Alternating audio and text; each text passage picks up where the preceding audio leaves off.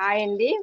ఇలా అన్నం గంజి వంచుతామండి మేము. దీన్ని వంచిండేదాన్ని కొంచెము ఒక గ్లాస్ నిండుకు తాగుతామండి రోజు.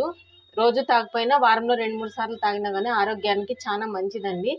దీంట్లో కొంచెం ఉప్పు వేసుకోవచ్చు, మిరియాల పొడి వేసుకోవచ్చు అండి. నేను మిరియాల పొడి వేసుకోను, వేసుకునే వాళ్ళు వేసుకోవచ్చు.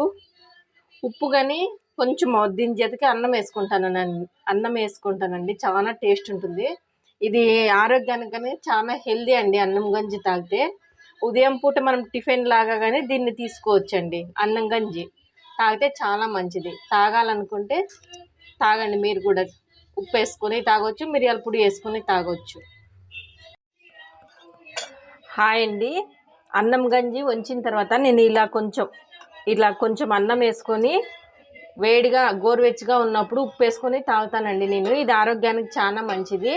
ఇది ఇప్పుడే కాదండి మేము తాగుతాండేది, పిల్లప్పటి నుంచి కానీ తాగుతా అంటే. ఎందుకంటే అప్పుడు స్నాక్స్ అట్లా ఇచ్చేది ఏమీ ఉండదు కదా అప్పుడు కాలంలోన. అందుకు మా అమ్మ గంజి ఉప్పు కొంచెం అన్నం వేసేసి అది తాగుతా అంటామండి మేము. కానీ ఇప్పుడు ఇది ఇలా తాగడం మంచిదని టీవీలోన, ఇన్స్టాగ్రామ్లోన, యూట్యూబ్లోన చెప్తున్నారు.